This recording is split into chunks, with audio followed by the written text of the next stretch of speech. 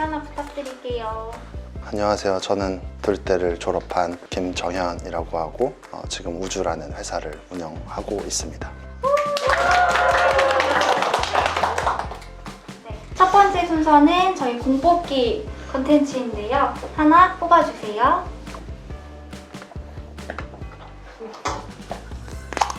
뭐예요? 위태로운 학교 생활입니다. 위태로운 학교생활 질문 드릴게요. 학점이 2점대라고 들었어요. 네. 공부 못해도 이렇게 큰 회사의 대표 될 수 있나요? 학교 다닐 때부터 창업을 하게 돼가지고 핑계긴 한데 이 일을 하면서 점 관리도 잘하는 사람들도 있는데 저는 그러지는 못해서 학사 경고도 여러 번 맞았었고 학교도 굉장히 오래 다니고 그랬던 것 같습니다. 그래도 포기하지 않고 학교를 졸업은 했습니다. 졸업을 한다라는 거에 좀 목표를 가지고 그렇게 이제 병행했던 것 같습니다. 그러면 졸업할 때 교수님이 뭐라고 안 하셨나요? 당시 지도 교수님이 이제 졸업하는 걸 이제 축하는 해주시면서 너는 사실상 별로 배운 게 없어서 사실은 고졸인데 그 학교의 행정적인 어떤 그런 지침을 다 마쳤기 때문에 졸업장은 나가지만 너는 고졸이다. 졸업대학 그 학위를 받을 자격이 없는 것 같다 라는 말씀을 정말로 해주셨습니다. 농담이긴 한데 그 아끼는 마음에 이렇게 농담으로 이렇게 말씀해 주셨습니다. 영어 영미 문학과로 입학을 했다가 경영학과로 전과한 걸로 알고 있어요. 왜 전과하셨는지 이유 듣고 싶어요. 그 이제 입학을 영어 영미를 했는데 너무 영어를 이미 잘하시는 분들이 많으시더라고요. 해외에서 오래 살다 오신 분들도 되게 많으시고 영어도 잘해야 되지만 다른 것도 좀 더 배우고 싶은 욕심도 있어서 고민을 하다가 전과를 하게 됐었습니다. 학교 생활을 하면서 가장 기억에 남는 가대 생활이 있을까요? 동아리라든지 맛집이라든지 장소적인 추억도 듣고 싶습니다. 맛있는 집들이 계속 생각이 나는 것 같아요. 그 학교 가는 길 거기 생각이 나고 기준 오른편에 콩나물 비빔밥집이 있는데 이름이 어쨌든 거기 스페이스. 그게 아직도 있나요? 이제 없나? 거기가 정말 가성비도 너무 좋고 잘 먹었을 것 같고 학식도 저는 되게 맛있었어서 진짜 자주 먹었는데 그런 거 계속 생각이 나고 가능한 학교에서 어떤 뭐 일이 있으면 저는 좀 가려고 하는 편인데 교수님들이 부르시거나 하면 가면 이제 한 번씩 학교 다닐 때 먹었던 음식들을 혼자 먹고 밥을 먹은 상태이면 싸가지고 이번에도 연초에 뭐 학교에 일이 있어서 잠깐 갔는데 학기를 가서 엄청 싸가지고 그걸 사가지고 바리바리 싸들고 집에 와서 먹고 그래서 맛있는 거 되게 기억 많이 나는 것 같고 그리고 뭐 동아리나 이런 건 특별히 안 했었어서 저는 그냥 바로 창업을 했다 보니까는 그랬었던 것 같습니다. 다음 키워드 뽑아주세요. 네.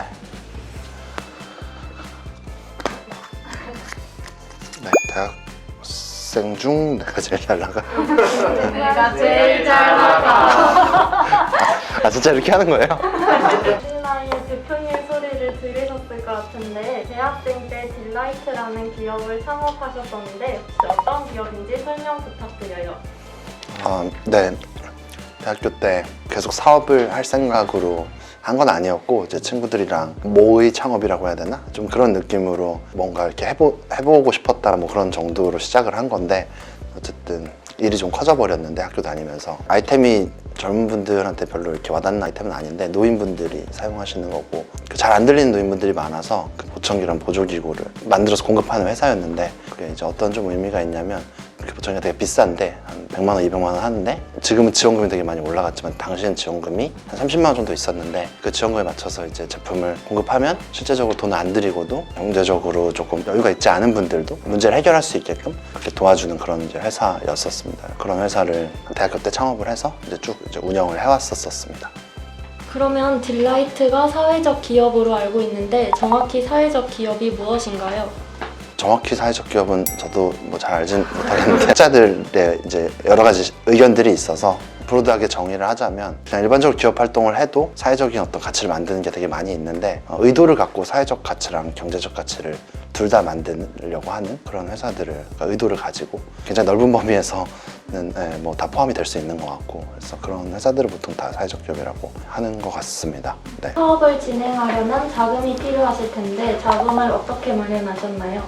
당연히 대학생이고 돈이 없었으니까는 아주 소액의 뭐 몇백만 원 수준의 돈을 가지고 이것저것 테스트를 좀 해봤었고, 근데 해봤는데 조금 더 발전을 시켜보면 의미가 있을 수 있겠다라고 생각은 하지만 경제적으로 좀 부족했다 보니까 정부나 이런 국가에서 하는 큰 대회들에 많이 나가고, 또 정부에서 지원해주는 그런 프로그램들, 그런 거에 많이 참여를 해서 그런 걸 이제 주로 재원으로 활용해서 창업을 했었습니다. 지금은 그런 게 더 많아진 걸로 알고 있는데, 그때는 그렇게 많진 않았는데 그때는 또 창업하는 사람도 워낙 없었어서, 그래서 다행히 또 그런 큰 상금을 주는 대회들이나 이런 거에서 많이 수상을 해서 이제 그 돈을 시드머니로 창업을 더 발전을 시켜 나갈 수 있었던 것 같습니다. 소셜벤처 경영대회에서 1등 하셨다고. 네. 네, 그래서 얼마 받으셨어요, 상금으로? 지금도 꽤 고용부에서 크게 하는 전국 대회인 것 같고, 어떤 그런 창업 대회치고는 여전히 큰 대회인 것 같은데, 그때 1억 넘게 이제 창업 받았었던 것 같습니다. 상금, 근데 지금은 규모가 축소된 것 같은데, 그때 제가 했었을 때는 2회차였나? 였는데 액수가 상당히 컸었습니다. 그럼 그 1억으로 뭐 어떤 거 하셨어요? 뭐 마케팅비 혹은 뭐 제품들 제조하는 데 들어가는 뭐 원재료 구입비, 뭐 인건비 뭐 사용을 했는데 이게 굉장히 도움이 많이 됐었던 것 같습니다. 큰 돈이었어서. 저희가 조사한 바에 의하면 중국에서 국빈 대접을 받은 적이 있다고 들었습니다. 자세히 설명 부탁드려요. 제가 국빈 대접을 받거나 이런 게 아니라, 당시에 이제 언론에서 굉장히 많이 회사에 되게 주목을 많이 했었던 것 같아요. 네, 여러분들 입장에서는 한 10년 전 얘기니까 아주 옛날 얘기실 텐데, 당시에는 진짜 되게 언론에서 많이 좀 뉴스가 됐었던 게, 젊은 친구들이 좀 선의의 목적을 가지고 그런 이제 사업을 한다라는 거에 사회에서 되게 좋게 봐주셨던 것 같고요. 그래서 뭐 되게 재미난 기회들이 많았는데, 그 중에 이제 한 예가 당시 대통령 이제 중국 그런 산업 시찰 뭐 순방 이런 거 갈 때 사절단 뭐 이렇게 표현을 하는데, 그런 거 가거나 할 때 이제 따라가 본 경험도 있고, 근데 따라가면 이제 그 구성원 전체가 다 이제 좋은 대우를 받으니까, 그래서 그런 자격으로 그런 거 가본 경험도 있는 것 같고, 또 막 예를 들어 미국을 가고 뭐 러시아를 가고 여러 나라를 갈 때도 정부에서 갈 때 이제 같이 그렇게 참여한 적이 많았었던 것 같아요. 그래서 일반인들은 가볼 수 없는 곳들, 그런 곳들에 가서 뭐 설명도 듣고, 뭐 그런 되게 재밌는 기회들이 좀 많았었던 것 같아요. 그래서 사회에서 되게 좋게 봐주셔서 뭐 여러 가지 재미난 기회들을 당시에 저한테 되게 많이 줬었던 것 같습니다. 가실 때 또 같이 간 사람 누구 있어요? 중국 갈 때는 진짜로 벤처 회사 하는 사람은 저 하나밖에 없었고, 보통은 다 대기업 회장님들이 이제 가는 자리인 건데, 뭐 그분들은 이제 그런 건데, 당시에만 이제 중견기업도 같이 가자 해서 중견기업 회장님들 많이 오시고, 또 벤처 회사는 저랑 하나 정도 더, 2개 정도밖에 없었던 것 같아요. 그래서 운 좋게도 이제 그런 것도 가보고, 비슷한 재미있는 경험들을 많이 했었던 것 같습니다. 그러면 대학생 때 창업을 하신 건데, 대학생 창업의 장단점을 알려주세요. 대학생 창업의 장점은 실패해도 시간이 있고, 빚만 안 진 이상은 배우는 것도 많아서 시간적 여력도 있고, 그런 면이 장점이고, 또 나이가 많아지면 여러 가지 알게 되는 게 많아지면서 리스크에 대해서도 생각을 많이 하는데, 좀 무모하게 도전할 수 있다는 상태라는 게 좀 장점일 수 있는 것 같아요. 저도 잘 모르니까 했거든요. 다 알고 따지고 나서 일을 시작한 게 아니라 그냥 해본 건데, 그 마음가짐은 대학생들이 가지기가 더 쉬운 것 같아서, 그래서 그런 면에서 좀 무모하게 도전할 수 있다는 거, 그리고 실패해도 시간적 여유가 충분히 있고, 그게 또 경험이 되고 자산이 되어서 다른 일을 할 때도 도움이 될 수 있다는 면에서 대학생 창업이 좀 장점이 될 수는 있는 것 같고, 단점은 이제 뭐 특정한 분야에 대한 어떤 전문적인 지식이라든가 아니면 사회생활 경험이라든가 그런 거가 이제 부족하기 때문에 그런 면에서는 상대적으로 좀 불리할 수 있지 않을까? 뭐 그렇게 생각합니다. 네, 다음 키워드 뽑아주세요.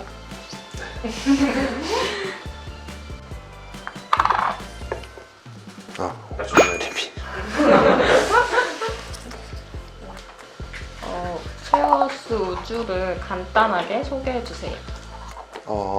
저희 쉐어하우스 우주는 제가 딜라이트라는 회사 창업하고 나서 같이 창업했었던 동료들이랑 뭐가 또 재밌는 게 있을까 그런 생각을 하다가 이제 나오게 된 회사인데, 젊은 친구들, 주로 대학생이나 사회초년생들한테 주거의 옵션을 하나를 더 제공을 해주면 좋겠다. 그래서 원룸도 있고 뭐 오피스텔도 있고 여러 형태가 있는데, 이런 쉐어하우스라는 형태도 뭐 단점도 있지만 장점도 굉장히 많아서, 그리고 또 경제적으로 좀 상대적으로 합리적인 좀 옵션이 되는 경우들이 많아서 그런 옵션을 만들어줄 수 있으면 의미가 있겠다.